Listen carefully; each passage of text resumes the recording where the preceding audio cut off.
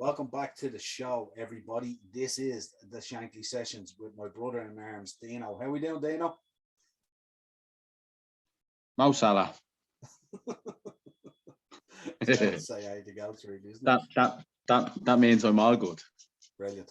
Well, this is your Liverpool podcast that we bring you each and every day, week, minute, hour, whenever stuff breaks, whenever stuff happens, match reactions, previews, player ratings, club news, team news, player whatever watching. you want, only fans, whatever you want, we do it.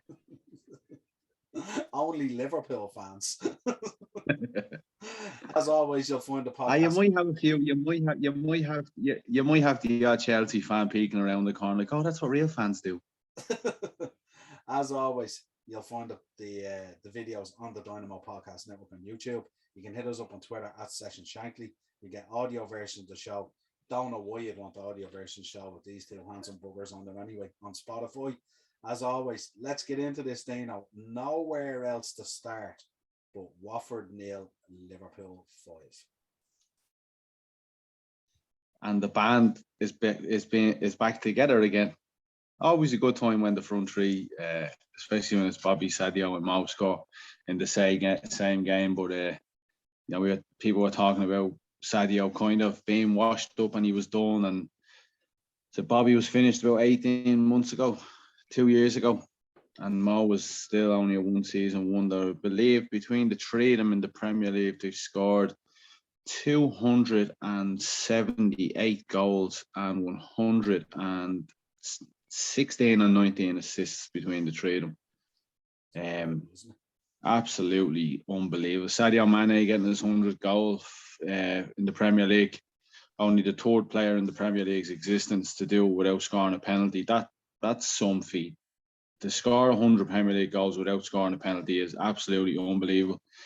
The other two, Emil Heskey, ex-Red, and Les Ferdinand, three outstanding players in their own rights. But it's unbelievable. That the ball from Mo for Sadio's goal was just like, I'm afraid to get too carried away after the way things went in the summer, but I don't think anybody could have foreseen the way things were going to go. I know it's only 8 games in, but if this is the way we're going to be playing, and we're missing Fabinho, we're missing Alisson, Jota kind of a niggling injury. We didn't know what way Bobby was going to be coming into the team. I was optimistic we'd get a result, but when we were talking the other night, we were saying I didn't want to make a prediction because Ranieri coming in, the new manager, us missing a couple of players. It's always seems to happen that a team gets a new manager, and that's the little kickstart that they need. I was in town Christmas shopping, so I was watching bits and pieces on my phone, and like when I got to 5-0, I was just like, I was in awe because I'd watched some of the goals and some of the build up and some of the play, and everyone's just firing as one. So it's all about let it go on Tuesday night, but the big one next week, we've got to put that mental block of Manchester United at Old Trafford to bed. If ever we're going to do a job on them, it's now. Simply have to win next week. We finally have to put that mental block to bed. Everyone seems to be firing as one. We've got Alisson and Fabinho coming back into the team, and I'm very excited about next week. Man United fans I've been talking to are let's just say they know it's Halloween time. Absolutely. And you know how excited I was yesterday because I was lighting up your WhatsApp with audio and video and anything else I could find. It was just incredible, and we just need to do a podcast about Mo Salah soon, because it's just, I said it 2 weeks ago, he's the best player on the planet. There's nobody near him. No, absolutely nobody near him. And the fact that yesterday was the first time that he's kind of had an all-round great game, regardless of what he did with the goal and the assist. I thought he was outstanding yesterday. I did watch the highlights last night, but 2 weeks in a row, Peter Drury said it best.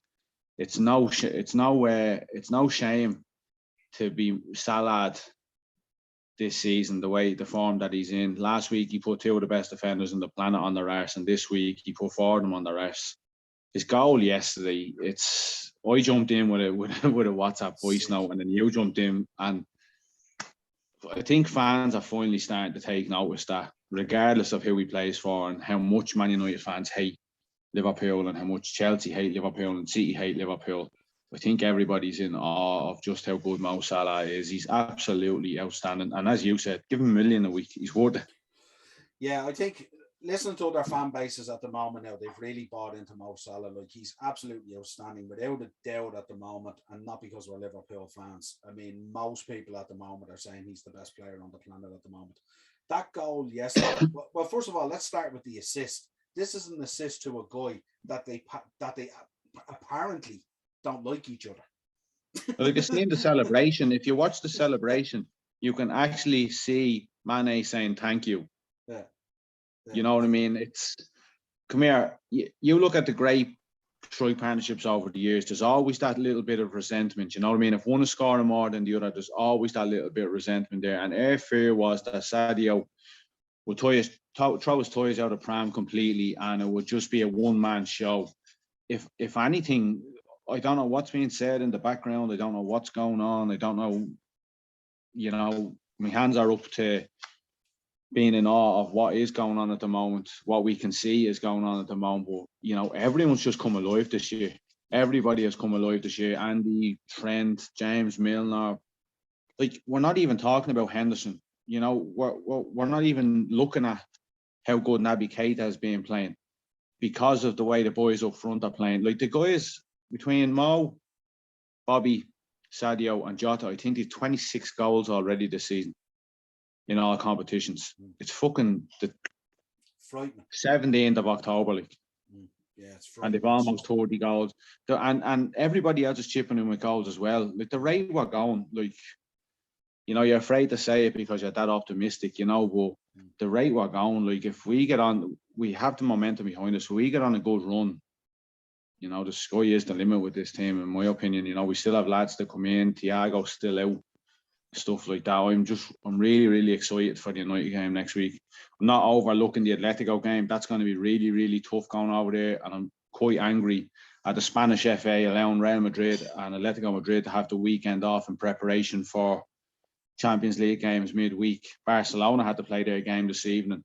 So, you know, to go over there and just shove it down their throats, you gave your team an extra week off in preparation to keep the spotlight on La Liga, to go over there and beat them and then do the business against United before our magical trip in 2 weeks would be amazing. I think I spoke with Craig on the preview for the Watford game, and we made the point that the busier we are game-wise, the better we play. When we're constantly having games every 3 to 4 days, and training is really only like a warm down from a match, and then you're back into preparation for another match. That's when we tend to be at our best, when we're at our busiest. And I don't know whether giving those two Madrid teams a week off will serve them well. I think what happens is, you've seen it with us before, when we have a week off, or, you know, if we're out of a cup and the other teams are playing cup games, we come back and we're a little bit lethargic and stuff like that. Now, we didn't obviously from this international break, but then again, I think we'd somewhere in the region, had we 9 or 12 players on international duty or something like that. So it was a busy international break for our players as well. But I just think it's like, the busier we are, the better we play. There's no doubt about it. You've seen it. We did a little episode there looking at the treble the other day. How busy were we that season? And we were outstanding. So that we talked about last week. Yeah, when we talked about last week on the Shankly session, and we said that the best football we've seen from Liverpool was when we have a game every 2 or 3 days. The year we went to the World Club Cup finals over in Abu Dhabi or wherever it was, I think we had a game every 3 days, and we blitzed absolutely everybody. You know what I mean? That's the way you want to be. And doing it against the best teams as well. Like, we've got, you know, I know Chelsea at top of the league, but I think every team is going to come unstuck at some stage this season. I don't think it's going to be a season where everyone is like the main title contenders are going to go unbeaten. It's just a basis of who's going to do it first. Look at Man City. Last year, they had a bad start to the season and still won the league. You know what I mean? Like, Man United are going into a bad run of games now. On paper, everyone's saying that this is probably the time where Ole is going to, you know, the nail is going to be driven into the coffin. But for all we know, United could go into this and go on a run and be top of the table at the end of the fixtures that they have. So, you know, it's for me, it's you have to be doing it against the best teams. Like that Watford game was a massive banana skin. I think with 90% possession. I think the referee had the other 10%, or the ball boys and ball girls had the other 10% possession. It was just, again, just trotting to victory. It was like the Porto game. It was actually easier than the Porto game. I actually felt sorry for Watford. It got that bad for them. But the Atletico Madrid game and then the United game, them two games in close succession, we owe them one from last year for the Champions League. And then, you know, just finally, I've been talking about with a couple of Liverpool fans about the block we've had. It's been talked about for a long time, going to Old Trafford. It's like we could be playing the best football of our lives. And then we go to Old Trafford. It's the awe of, we're in Old Trafford. We're against our biggest rivals. Can we do it? You know, it's always been there. That edge has always gone towards Man United. We have to go there next week and beat them. Although we did all right last season when the game was rescheduled, didn't we? Yeah, well, that was kind of, you know, that was written in the stars. That, but with the way the like Ole's backed into a corner now, you know, there's massive talk of him being fucked out the door now. I personally don't hope he goes anytime soon, but you know, that game is always the game. You know, he'll come out now during the week chatting fucking absolute shite. He'd have Alex Ferguson on the teleprompter telling them what to say, telling them what team to pick next week. And you just know that they're all going to turn up. It's just a case of, can we go out and do what we did tomorrow against a Man United team in a full Old Trafford? And I personally do think we can. Yeah. Well, as Liverpool fans, we don't like to see anyone potentially lose their job. So we'll definitely not Ole Gunnar Solskjaer. Absolutely. I seen a meme going around today of rival fans trying to protect Ole Gunnar Solskjaer, and it's the US president with his cortege, all his bodyguards running beside him with the guns out. Me and you standing on the grass in Niall, huh? Love it. We will be come March. The one thing I wanted to talk about a little bit tonight is a lot of the players in this team at the moment are setting like little personal goals.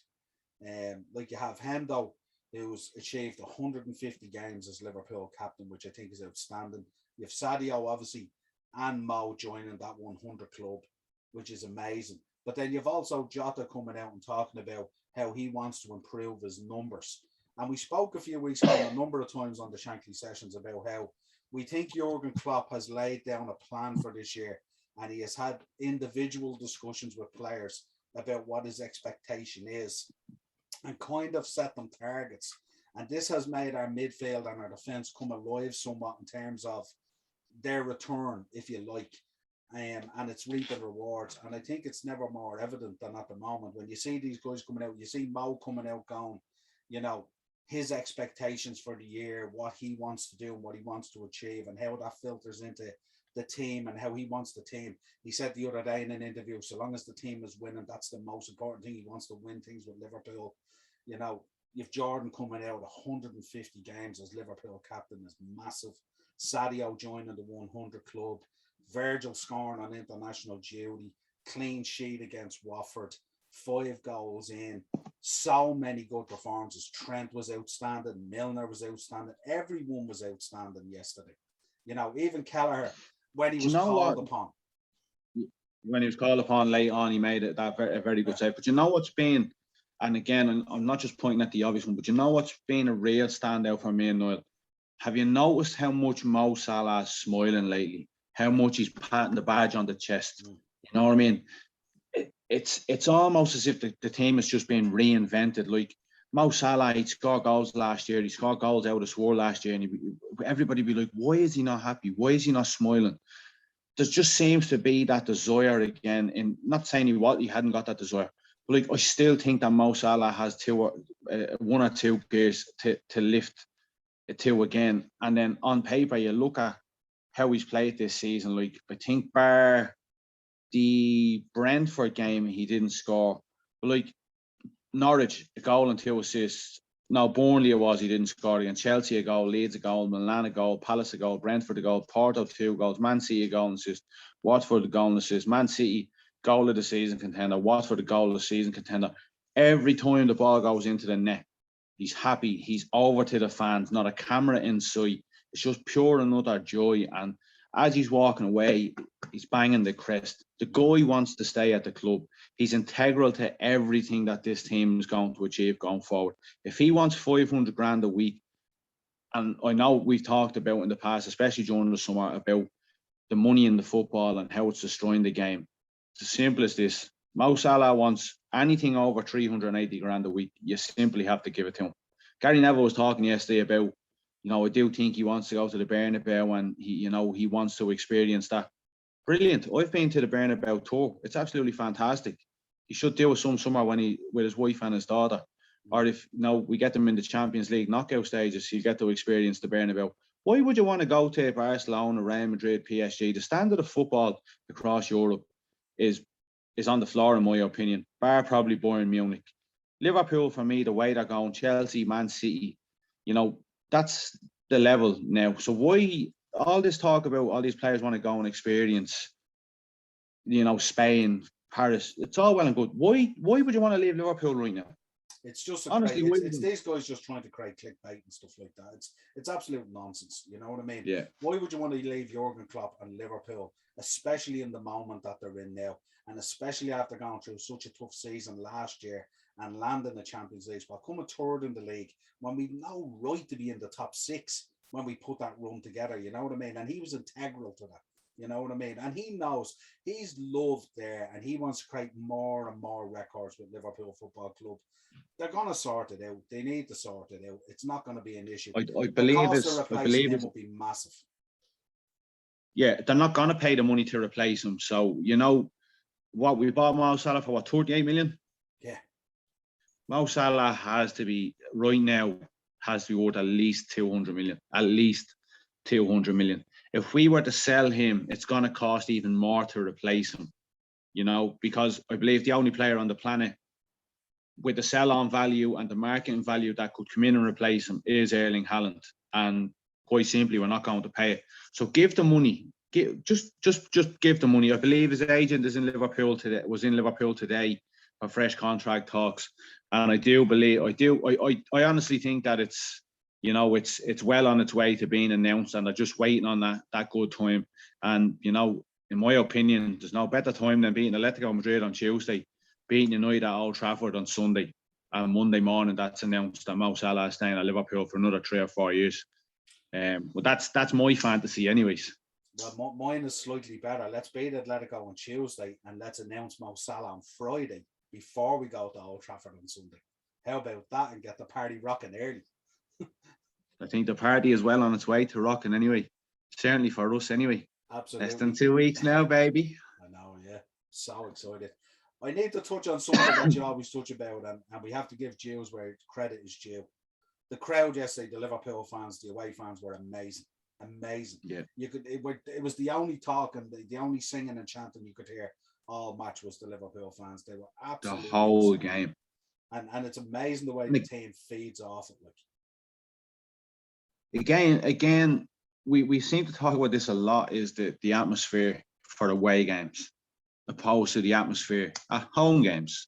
Because I don't know whether it's getting up early, 5 a.m. in the morning, and you're on the drink all day, all the way down to Watford, and it's that feel good factor. You get the early goal and it's, hi ho Silva, it's 5-0 and, everybody's happy. But again, all I heard yesterday was the Mo Salah song, the Virgil van Dijk song. I think they're starting to come up with something like Havey and Keller. Andy Robertson's name being sung, Naby Cater's name being sung. And then you get the Reds have got no money, but we'll still win the league. That's my favourite song across all the supporters this season. We're due a new CD, aren't we?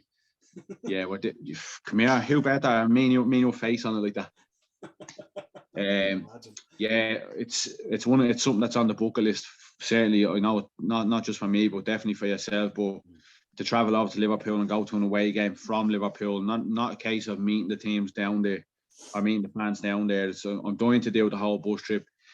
Every time there's a game on, an away game, if you go on to, say, they're playing yesterday for Watford, so if you go onto the hashtag LIV WAT and you see all the fans on the away trips, on the trains and on the coaches down, and the songs are singing and the banners on the windows and everyone's on the sauce, that's definitely something that's on the bucket list. But yeah, credit where it's due. For 90 minutes, even half an hour after the game, if you've seen Sadio Mane's interview, the whole stand just singing his name while he's trying to do the interview, and that's just big happy head on. Yeah, absolutely. Let's get into some club news. We'll run down through some club news, talk about some player watch, and then we'll talk about the 2 up-and-coming games, of course. Mighty Red, this will be news to you because I know you want to do a stadium tour when we head over to the Brighton game. But Mighty Red is going to be appearing on the stadium tours during Halloween. So it might be another little thing off the bucket list to get a few picks there, maybe, yeah? Give him a rock bottom on the sideline. Imagine. A stone cold stunner. Yeah, that's a good one. Yeah, definitely looking forward to doing the stadium tour anyways. Yeah, and just on top of that as well, the ultimate Christmas party nights are back at Anfield. £75 a head. That covers your food, drink, and your entertainment on the night. That has to be something we do. That's another bucket list one at some stage, isn't it? We'll have to inquire about that when we're over there. That would definitely. We might even stay from the 29th of October till December. That would definitely outshine our nights out, our Christmas nights out at the Dogs, without a shadow of a doubt. Fuck your 12 pubs at Christmas. Yeah, one will do. Mo Salah picking up the Standard Charter Player of the Month for September and also named the PFA Fans Player of the Month as well. Is fucking right. I'd imagine he's going to put those 2 on the mantelpiece and just leave a gap for the October ones as well. I'm calling it. Yeah. How I seen that Ronaldo got the Premier League Player of the Month, and it's great to see that Man United bias is still well and truly alive. How Mo Salah hasn't got Player of the Month for every month of the season so far is beyond me. But look, collect all your personal awards you want. If Mo Salah is scoring all those goals in the first was a league title, we know the likes of Ronaldo, the personal awards mean more than the team success. That's my personal opinion. Well, but we like being underdogs, so this is not bad. This kind of stuff fires us up anyway. Like I said, let all these that spent all this massive money during the summer be front and centre and the focal point of who's going to win the league and who's not going to win the league. But as I said, we just go under the radar, just do our business, do what we did yesterday. You know, everyone still thinks it's going to be a Chelsea and a City title race. So I'm more than happy to let them fight it out and us to go about our business under the radar, because it won't be long before the tension starts to turn towards us. You know, and again, without massive money being invested into the team, you know, I'm more than happy the way things are going. So absolutely, it is what it is. And like as I said, Gary Neville, he's already trying to stir the pot on where Mo Salah should go. You should be more concerned about how absolutely shit Harry Maguire is, the sulking of Ronaldo, Paul Pogba gone hiding again. You know, it's an absolute. Don't worry, he's fully focused on that as well. All those ex-United players, they're fully focused on that as well. Don't worry about that. You know, so leave them to it. Leave them to it. Absolutely. I'm more than happy with how things are going. Yeah, I always like to highlight some of these great YouTube videos that the club does. And there was one on the other day, the Cop Kids, the under-9s were playing. And it's like a little kickabout show that they have. And then they deal with a couple of team players, and then they get to grill them and give them a few questions. And up this week, it was Curtis and Neko. And the under-9s were on, and they gave them a right grilling with their questions and stuff like that. So if you haven't checked it out yet, I'm not going to spoil it, but it's definitely worth checking out. It's fantastic. And also, Trent and Robbo Win a Car is back, season 2. Absolutely. Not to be missed whatsoever. Prank phone calls on James Milner, prank phone calls on Virgil van Dijk, Andrew Robertson trying to get the voice captaincy away from James Milner. Folks, if you haven't watched it, get on it. Unbelievable. Brilliant. Roger Hunt was laid to rest. Fantastic send-off he got from the fans and from the club. Really so. Unbelievable procession. But I'd like to touch on one thing. Kevin Keegan gave him a brilliant send-off, I have to say. Yeah. And I think Jeff Hurst was there as well. So he got a brilliant send-off. But Kevin Keegan made the point that maybe it's time for a few more statues around the ground. And I think rightly so. Yeah, they go down to that little small stadium in Manchester called the Empty Hats, and they're building statues of people who signed for the club 5 or 6 years ago.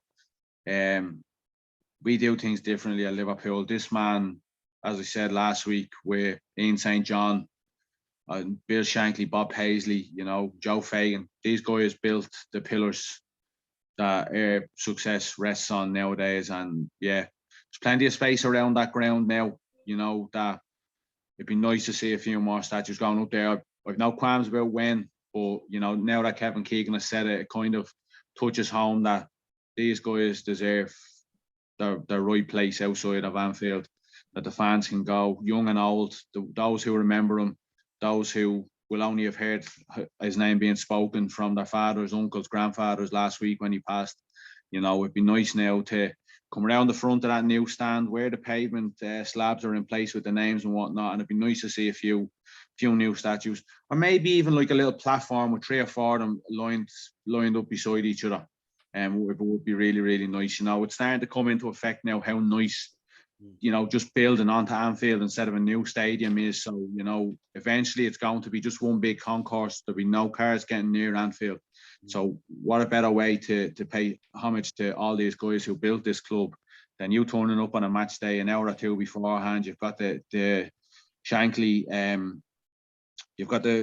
statue, say Ian St. John, Roger Hunt, Bob Paisley.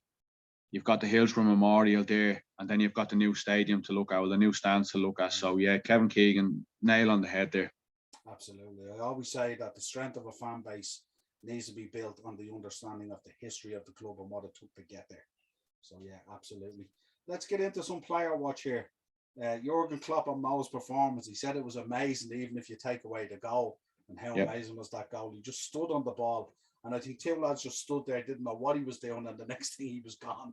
It was incredible. If you haven't watched it, any Liverpool fan who hasn't watched that goal without Pete, or who hasn't seen it with Peter Drury's commentary, get on it as soon as you can.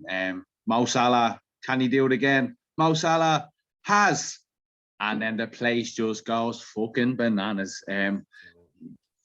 Kevin Kelleher, there's a camera angle of him, and he's literally like, what's just happened? There's a picture of Kunate with his head in his hands, basically saying what's just happened.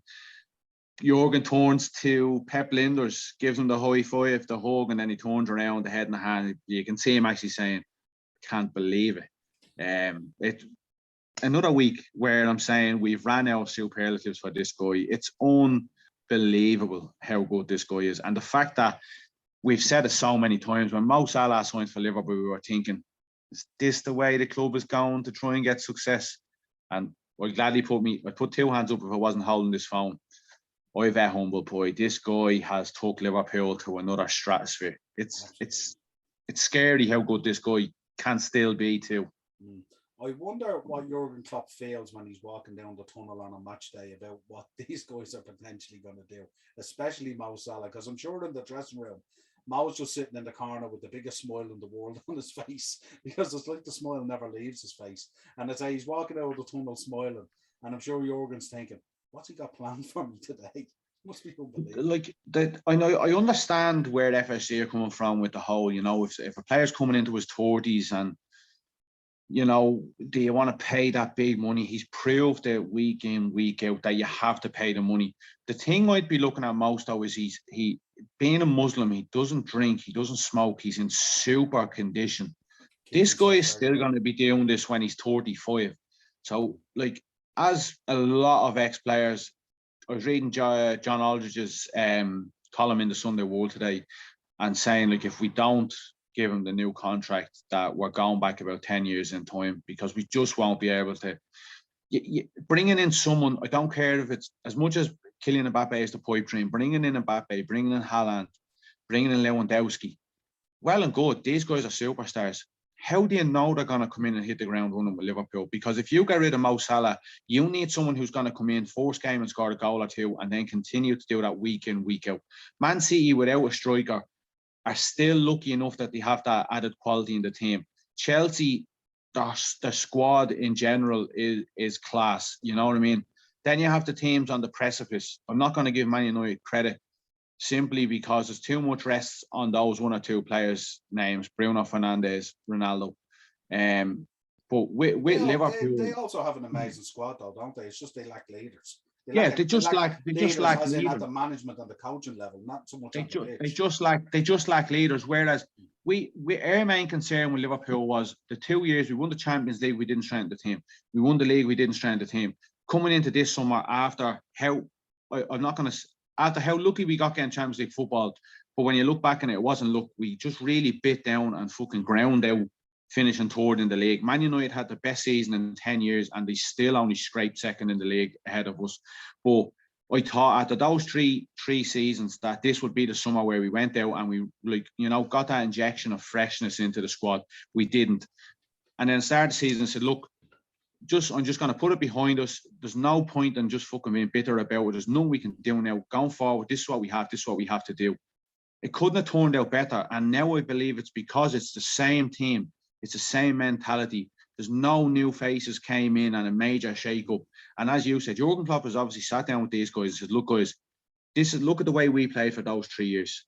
Out of this world, the best team on the planet, bar none. These teams have paid hundreds and hundreds and hundreds of millions to catch up on us. Whereas we've kind of just a fresh face every now and then. Jota came in, Virgil came in, Alisson came in, Fabinho came in. We never had that massive injection of cash where you had 4 or 5 players coming in at once. You know what I mean? Harvey Elliott was, for me, he was on the way to being one of the first names on the team sheet this season, and then he had that horrific injury. Thiago was starting to come good, picks up that injury. To have the rest of the team picking up the slack, as well as the front three taking it to another level, has been absolutely phenomenal. And the way the rest have spent the money to try and catch up on us, I do believe that Jurgen sat down and was like, guys, we know how good we can be. We've brought in a couple of fresh faces. Let's really, really get down. Everyone's against us. Nobody, as you said, it's best being underdogs, because if we don't win, they said we wouldn't win anyways. If we do win, it's shoving all that humble pie down a lot of angry ex-players of rival clubs. Absolutely. Trent looking back to his best was phenomenal yesterday. Yeah, it really was outstanding. People say, before the game was like, Watford could be a banana skin, and then after it was like, well, it's only Watford, they're in a relegation dogfight already. You still have to go out and do it against the team that's in front of you, regardless of where they are in the league. I thought everybody was outstanding yesterday. As bad as Watford were, I thought absolutely everybody was outstanding. You can easily get complacent in them games where it's so one-sided, and that little lapse of concentration, and they pick up a goal, and then before you know it, it's 3-3 like that Crystal Palace game a few years back, you know what I mean? But everybody was Joel Matip. I don't know whether you've seen the clip of Virgil van Dijk heading the ball to himself off the back of his head. You know what I mean? You still have to be switched on in these games.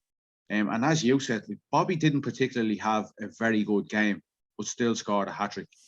Everybody was just tuned in, going in the one direction.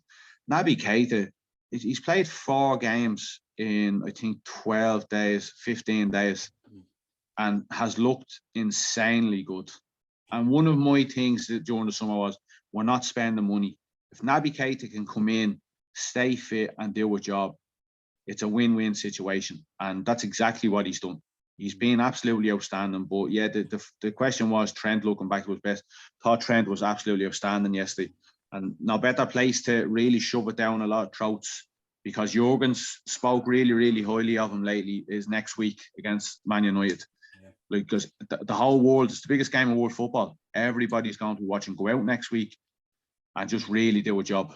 I wonder have they changed something in the summer in terms of their training techniques and stuff like that. That the boys seem to be coming out every game looking really, really fresh, but also, the likes of Joel isn't getting injured, Naby isn't getting injured. They're not picking up these injuries. Now I know it's not necessarily due to training and stuff like that, but I wonder, are they working them in a certain way that they're keeping them at 100% for those games, and they're getting through those games. Like most of the games, the likes of Joel is getting through Naby would be more in the foreign line in terms of being a midfield bottle and stuff like that. But Joel seems so calm and relaxed. He doesn't seem to do anything stupid. He's not overstretching for anything. Everything seems so casual with him, like the way Virgil plays. Like you rarely see Virgil in a situation where he pick up an injury, you know what I mean? Because he's so calm, collected, his understanding and his reading of the game. And we're seeing a lot of that now with Joel Matip, aren't we? And it's amazing to see it. Yeah, just especially with Matip, like there was I'll send you the outcome in the WhatsApp group or in WhatsApp, but he just took the ball out on a stride yesterday. I think it was second half, and your man Dennis or whatever way you pronounce his name is lightning quick, and he just touched the ball out on a stride, and that's why he started running. And I was like, where are you going with the ball? And like and I'm like, that it's typical Joel Matip. I can't take the guy serious at all. When he does things so simply and elegantly, like he does it to perfection. And now everyone's talking of Van Dijk coming back, and has he lost that yard of pace, and is he going to be as good as he has? If anything, everyone else has took it up another gear as well. Joe Gomez has been very good since he came back in. Joel Matip has been very good. We haven't seen much of Konate. I think Konate might start on Tuesday night, in my opinion, against Atletico. But yeah, everybody has just seemed to up their game like 200%. It's, as you said, there's a lot of players who would be injury prone. Alex Oxlade-Chamberlain, I do think he's on the way out. There was talk that if he didn't get a game yesterday with the players that were missing, that like when is he going to get a game? I thought Minamino, when it was 4-5-0, could have got a few minutes, didn't. I'm not going to question it. Could be a case of, if everything could be keeping them for Tuesday. We don't know. Could possibly be, but the lads who would be necessarily injury prone, I'm afraid to say it, but in case next of all we get a couple of injuries, but everybody just seems to be, as you said, could be personal projects, within the team. Jurgen probably knows that the squad isn't as big or as quality as he would like it to be. The money wasn't invested in the team, so he could have sat down with the whole coaching team and said, right, we need to maximise what we have.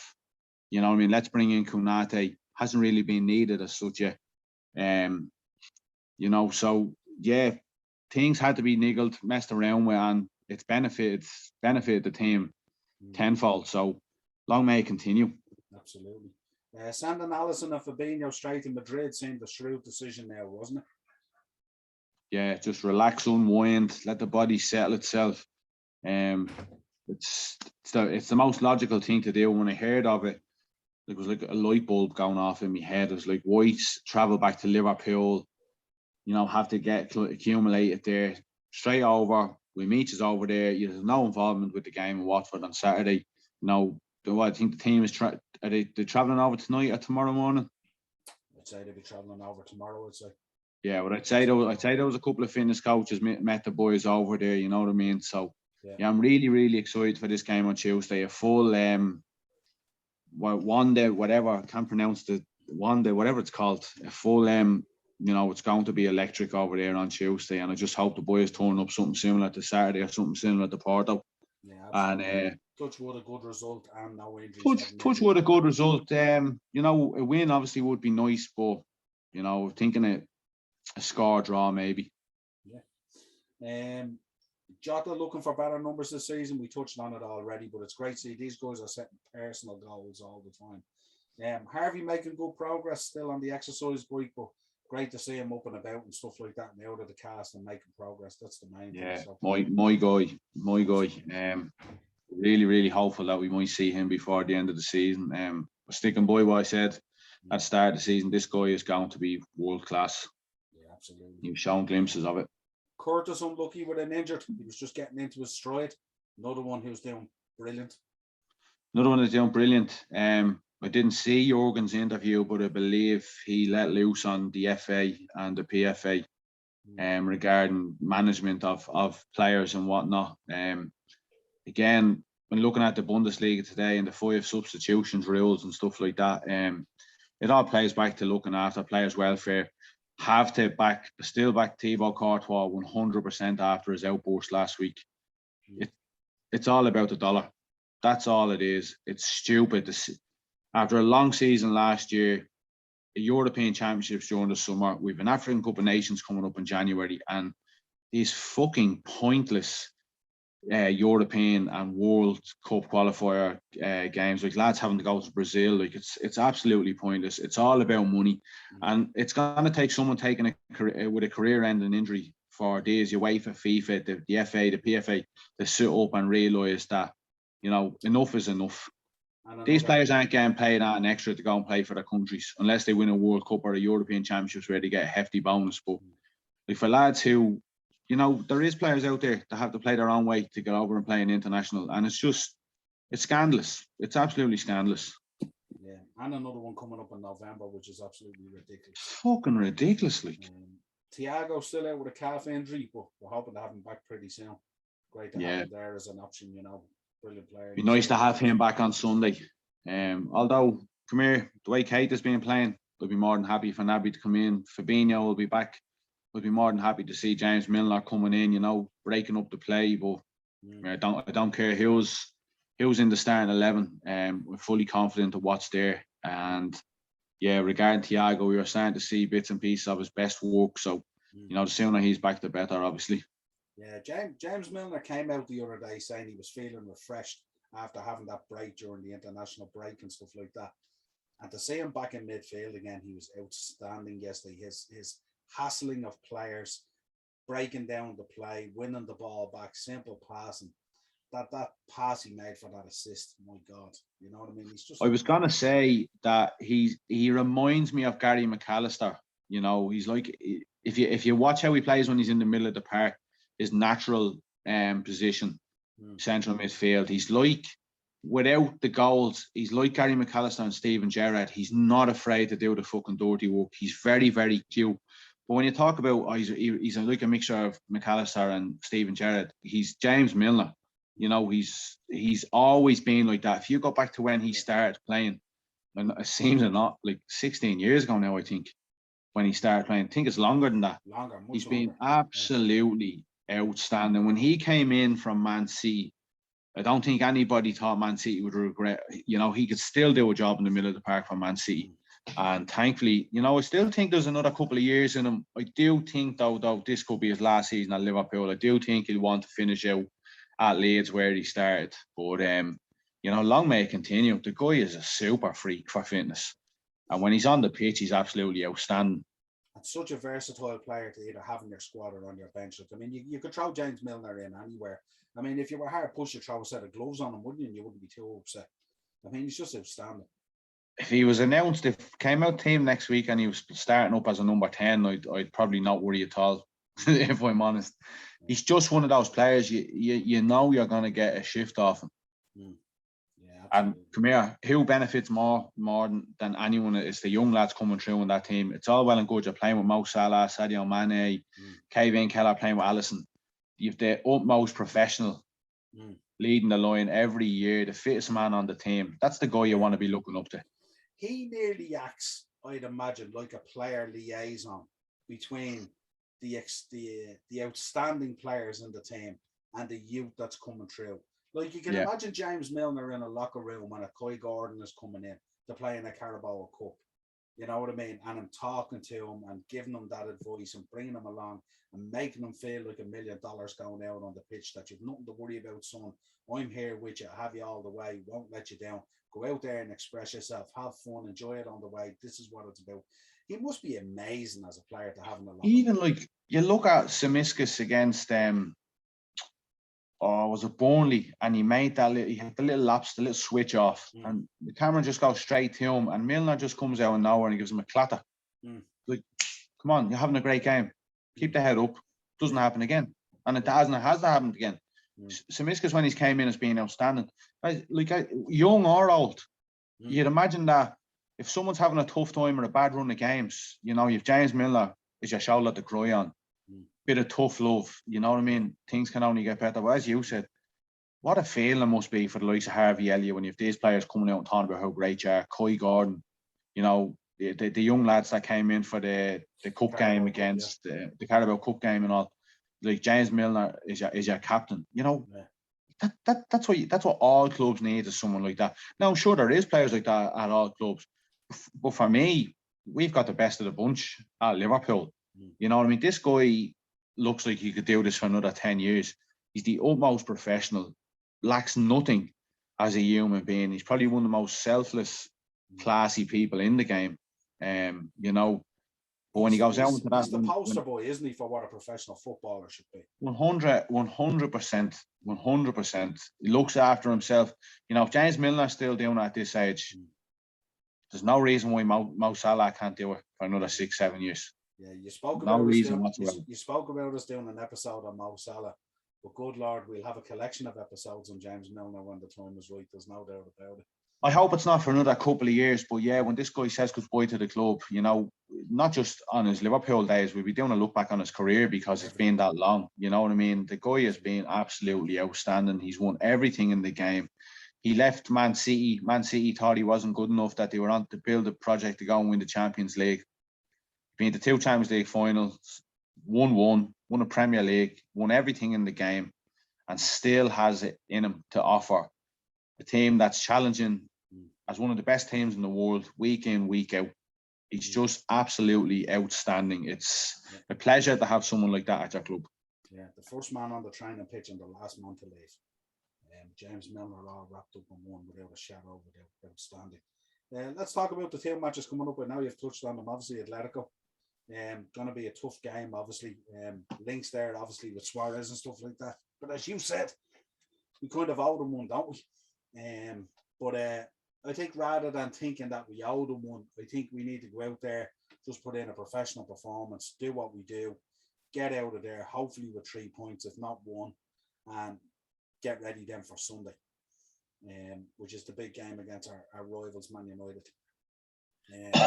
Definitely, 100%. I'm really, really excited for this game on Tuesday. The fact that that's your incentive alone is, we've been doing very, very well this season. The fact that they've been given the added time off, that's your incentive alone. I don't think Jurgen Klopp, the lads already know the job that needs to be done. You know that they came to Anfield and beat us and knocked us out of Champions League. We've seen towards the end, the likes of Trent getting involved with Barat and stuff. They are a wind-up team. We've seen it over the years. None more so than Luis Suarez. You know, people say it's written in the stars that this guy is going to come in now. You know, Griezmann is back, João Felix, all these superstars in the team. We owe them one, and the incentive is there. They've got this time off. The La Liga needs more now than ever their teams in the Champions League to be successful. So there's your incentive. They have a very, very good team on paper. La Liga this year has been a bit of a miss for all teams. I don't think anybody's really said it alike. They got out of jail against AC Milan, in my opinion, and yeah, go over there, get a positive result. Look, I'll take a draw now. Go over there and be 3 wins out of 3 going into Sunday. You won't come across a happier Liverpool fan than me. Let's keep the momentum going. Yeah, absolutely. 100%. I'm looking forward to Robbo. I'd say Robbo's going to relish this one, because Robbo loves the El aggro, doesn't he? On the pitch, he loves the El that. And now they have Uncle Virgil back, so they know whatever they do, he's going to be standing there. You have Virgil and you'll have Hendo there. Yeah. So we done it against Barcelona. I know in different circumstances, but he's just like that. Now the small man in the class that you'd send over to start the fight, and the big lads will be behind him. But he can well look after himself. And just want to pick up on Robbo. I don't know whether you've watched any of the Scotland games, playing in a bit more of an advanced role. He's been outstanding. You know, and I think it's time we start seeing a few Robbo assists again. I'm actually going to put my neck on the line here. I think Robbo might score on Tuesday. Score? That's a big call, isn't it? That's a beat the bookie Sunday special. Stick a fiver on Robbo to score on Tuesday. You get great odds on that, I'd say. Absolutely. Yeah. No, just like you said, it's these games against the world class teams, you know, thick and fast. Because there's a break then after. Is there a break then after the United game before the Brighton game, or is there another game? Now we have Preston North End, then, don't we, in the Carabao Cup? I'm looking forward to that, because we'll have the likes of Coy Gordon and all that coming in. But then we have air trip over to Brighton and all. So 3 aways and then a home game to finish out October. So really looking forward to it. Yeah, absolutely. buzzing for this week, though. This, the build up tomorrow morning, the build up to Man United and Liverpool starts. Yeah, well, as soon as you wake up in the morning, you stick on Sky Sports News. That's all they will be talking about. We're going to drop our Atletico preview. We'll do that tomorrow, I'd say. And then myself, yourself, Mark, and Darren are getting together for a Man United Liverpool preview, and that bullets are going to be flying on that one now, dude. It's an awful shame we can't sit in a pub and do that, isn't it? Yeah. It's an awful shame. Me and you on one side of the table, the two boys on the other. Well, that could be arranged. That could happen. Yeah, don't worry about that. I'm looking forward to it. All friendships go out the window. There'll be some winding up done. Everybody be a bit cautious about what they have to say on Sunday, especially when it comes to predictions. I have a feeling now the United boys might be kind of, we're dreading facing Liverpool. But in the back of their minds, they know if Liverpool were the top of the league with 8 wins out of 8, United were bottom of the league with 8 defeats from 8. Form means nothing on Sunday. And if anything, regardless of Man United are doing, we just know that mental block. We know Liverpool going to, it's never a foregone conclusion, regardless of how good or bad Man United are playing. So if I was a Man United fan, I wouldn't be too pessimistic about Sunday.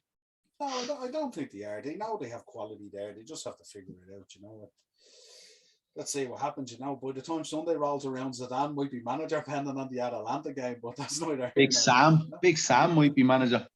Yeah, no, I don't know about that. Well, listen, my friend, a pleasure as always going through the shows, the Shankly sessions. You can check out our match reactions and player ratings for the Watford game. They're up there on the network as well. Give them a like and a share. Always support us. We will be dropping an Atletico preview before the game, and we'll also be having a massive Man United Liverpool preview. This is going to be a massive week for both clubs. Let's see how this all progresses. Until next time, my friend, let's do this, Red Man, another week. See you later, my man.